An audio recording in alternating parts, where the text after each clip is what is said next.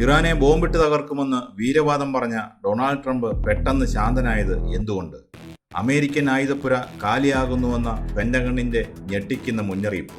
White ഹൗസിൽ യുദ്ധത്തെ ചൊല്ലി ഭിന്നതയോ? ഇറാനെതിരെ വമ്പൻ ആക്രമണം നടത്തുമെന്ന് പരസ്യമായി പ്രഖ്യാപിച്ച അമേരിക്കൻ പ്രസിഡന്റ് ഡൊണാൾഡ് ട്രംപ് പെട്ടെന്ന് ശാന്തനായി മാറുന്ന കാഴ്ചയാണ് 2 ദിവസമായി കാണുന്നത്. തുടർച്ചയായ ദിവസങ്ങളിൽ ഇറാനുമേൽ ബോംബുകൾ വർഷിച്ച അമേരിക്കൻ സൈന്യം വെള്ളിയാഴ്ച വൈകുന്നേരത്തോടെ പെട്ടെന്ന് എല്ലാം നിർത്തിവെച്ചു. ട്രംപ് ബായ്ക്കടിച്ചതോടെ ഇറാനും തിരിച്ചടി താൽക്കാലികമായി നിർത്തി. ട്രംപിന്റെ പിൻവാങ്ങൽ കണ്ട് ലോകം മുഴുവൻ ആശ്ചര്യത്തോടെ ചോദിക്കുകയാണ്, എന്താണ് പെട്ടെന്ന് സംഭവിച്ചത്? വമ്പൻ യുദ്ധത്തിലേക്ക് നീങ്ങുമെന്ന് കരുതിയ ട്രംപ് എന്തുകൊണ്ടാണ് പെട്ടെന്ന് സൈന്യത്തോട് ശാന്തരാകാൻ പറഞ്ഞത്? ഇതൊരു തന്ത്രപരമായ പിന്മാറ്റമാണോ, അതോ ട്രംപിന് തിരിച്ചറിവ് വന്നോ? ട്രംപിന്റെ വാർ റൂമിൽ നിന്ന് വരുന്ന വാർത്തകൾ അത്ര നല്ലതല്ല. വൈറ്റ് ഹൗസിനുള്ളിൽ യുദ്ധത്തിനെതിരെ കടുത്ത ഭിന്നത രൂക്ഷമായിരിക്കുന്നതായാണ് റിപ്പോർട്ടുകൾ. വൈസ് പ്രസിഡന്റ് JD വാൻസും അമേരിക്കയുടെ joint chiefs of staff chairman general Dan കെയ്നും ട്രംപിന്റെ ഇറാൻ നയത്തിനെതിരെ പരസ്യമായി ആശങ്ക പ്രകടിപ്പിച്ചു കഴിഞ്ഞു.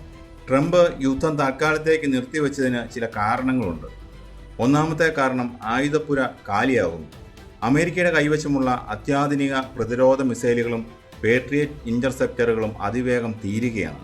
വ്യോമാക്രമണങ്ങൾ തുടർന്നാൽ അമേരിക്കയുടെ സ്വന്തം സൈനിക താവളങ്ങൾ സംരക്ഷിക്കാൻ പോലും പറ്റില്ലാത്ത അവസ്ഥയിലേക്ക് നീങ്ങുമെന്ന് ജനറൽ ഡാൻ കെയ്ൻ ട്രംപിന് മുന്നറിയിപ്പ് നൽകിക്കഴിഞ്ഞു.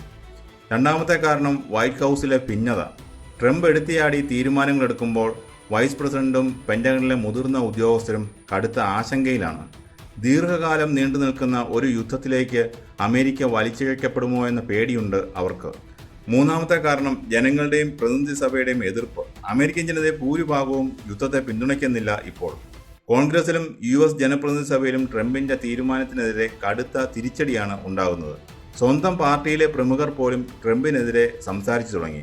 ചുരുക്കത്തിൽ, പുറത്ത് ഇറാനെയും അകത്ത് സ്വന്തം ടീമിനെയും ജനങ്ങളെയും ഒരുപോലെ നേരിടേണ്ട അവസ്ഥയിലായിരിക്കുകയാണ് ട്രംപ്. JD വാൻസും ഡാൻ കെയ്നും ട്രംപിനോട് മറുത്തു പറയാൻ ചില കാരണങ്ങളുണ്ട്.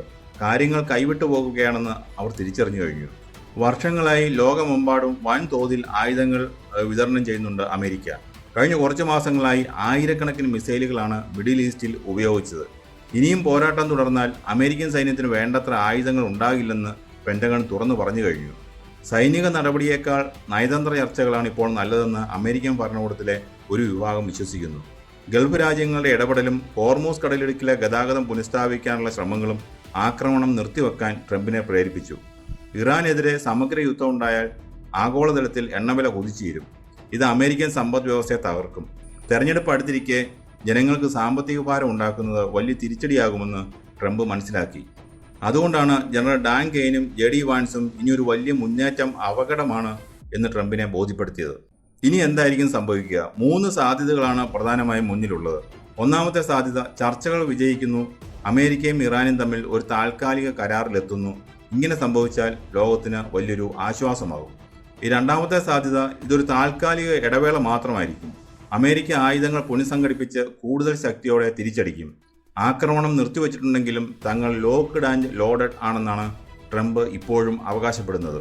മൂന്നാമത്തെ സാധ്യത, വൈറ്റ് ഹൗസിലെ ആഭ്യന്തര ഭിന്നത രൂക്ഷമായി ട്രംപിന്റെ സൈനിക അധികാരം കോൺഗ്രസ് വെട്ടിച്ചുരുക്കുന്നു. ഏതായാലും ഒരു കാര്യം ഉറപ്പാണ്, ആയുധ ബലം കൊണ്ട് മാത്രം കാര്യങ്ങൾ സാധിക്കാൻ കഴിയില്ലെന്ന് വൈറ്റ് ഹൗസ് തിരിച്ചറിഞ്ഞു കഴിഞ്ഞു. ഇത് ട്രംപിന്റെ തന്ത്രപരമായ പിന്മാറ്റമാണോ, അതോ അമേരിക്കയുടെ പരാജയത്തിന്റെ തുടക്കമാണോ?